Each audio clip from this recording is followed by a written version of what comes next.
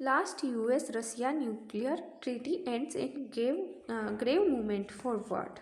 Russia's President Dmitry Medvedev with US President Barack Obama after signing a landmark nuclear disarmament treaty in Paraguay, April 8, 2010।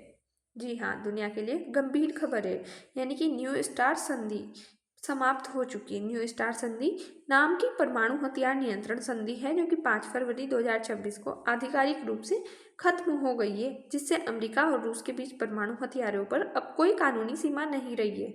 ये पिछले 50 से ज़्यादा वर्षों में पहली बार हुआ है जब दोनों परमाणु महाशक्तियों के बीच इतने बड़े स्तर पर कोई सीमा नहीं है। स्टार संधि का इतिहास क्या है, तो पृष्ठभूमि देखें तो जब शीत युद्ध से हथियार नियंत्रण तक हम देखें तो अमेरिका और सोवियत संघ, बाद में जो वर्तमान में भी हमें रूस दिख रहा है, के बीच शीत युद्ध के दौरान परमाणु हथियारों की अंधी दौड़ शुरू हुई थी।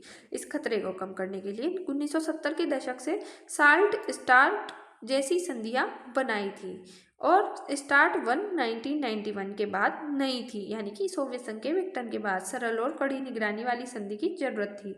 न्यू स्टार्ट कब और कहाँ साइन हुई थी, तो 8 अप्रैल 2010 को प्राग, जो चेक गणराज्य है, एक तो चेक था एक स्लोवाकिया था, तो इस गणराज्य में हस्ताक्षर करता था बराक ओबामा और जो कि अमेरिका का था, और दिमित्री मेदवेदेव, ये रूस के थे। लागू 5 फरवरी 2011 से हुई थी। इसकी अवधि थी 10 वर्ष की, जो कि 2021 तक। संधि की मुख्य शर्तें थी कि 1550 तैनात रणनीतिक परमाणु वारहेड्स हैं और 700 तैनात लॉन्च ICBM, SLBM, बॉम्बर ये थे, और निरीक्षण और डेटा साझा करने की व्यवस्था थी। यह 2002 की सीमा से 30% कम थी। विस्तार और रद्द क्या है, तो 2021 राष्ट्रपति और जो बाइडेन और रूस ने इसे 5 साल के लिए बढ़ाया, 2026 तक ये थी। बाद में यूक्रेन युद्ध के कारण अमेरिका रूस संबंध बिगड़े और 5 फरवरी 2026 को संधि समाप्त हो गई, और 50 से ज़्यादा वर्षों में पहली बार दोनों देशों पर कोई कानूनी परिणाम सीमा नहीं रही है। न्यू स्टार्ट का महत्व है कि परमाणु हथियारों की दौड़ पर ब्रेक लगाया जाए, गलतफहमी और दुर्घटना के जोखिम कम हो और वैश्विक रणनीति स्थिरता में मदद मिले। अमेरिका के पास परमाणु हथियार है, कुल परमाणु वारहेड 5200 है तैनात, जो कि डिप्लॉय किए गए हैं। रणनीतिक वॉरहेड 1550 है। रणनीतिक लॉन्चर ICBM, SLBM, बॉम्बर 800 है। रूस के पास परमाणु हथियार, कुल परमाणु वॉरहेड 5900 है तैनात, रणनीतिक वॉरहेड 1550 है, और रणनीतिक लॉन्चर की बात करें तो 800 है। चीन के पास परमाणु हथियार, अनुमान के अनुसार चीन के पास लगभग 500 से 550 परमाणु वॉरहेड्स हैं, लेकिन चीन का परमाणु भंडार तेजी से बढ़ रहा है, यही अमेरिका की चिंता है।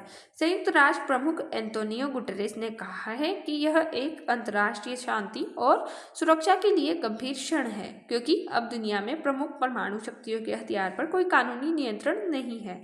विशेषज्ञों का मानना है कि इस संधि के न होने से एक नई परमाणु हथियारों की दौड़ तेज हो सकती है, जिससे दुनिया अधिक अस्थिर हो सकती है। अमेरिका और रूस का रुख क्या है, तो रूस ने पहले पुतिन के प्रस्ताव पर 1 साल विस्तार की पेशकश की थी ताकि बातचीत जारी रह सके, लेकिन ट्रंप प्रशासन ने उसे आगे नहीं बढ़ाया। रूस का कहना है कि अब वह किसी भी संधि के दायित्व से बंधा नहीं है, लेकिन वह जिम्मेदारी से कार्य करेगा और अगर सुरक्षा को खतरा लगे तो ठोस कदम उठाएगा।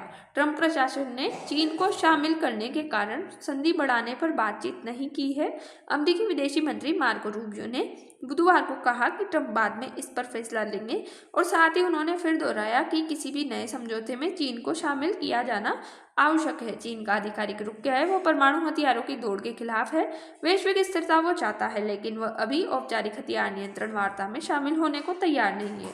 चीन की परमाणु नीति नो फर्स्ट यूज है, और अगर पीछे से वो छोड़ता नहीं किसी को भी। भारत के पास परमाणु हथियार, कुल परमाणु वॉरहेड 160 से 170 नीति नो फर्स्ट यूज है हमारी भी। और अगर पाकिस्तान हमारे ऊपर पहले से दागता है तो हम उसके ऊपर पीछे से फिर कसर नहीं छोड़ेंगे, और पाकिस्तान के पास हमसे थोड़े कम है।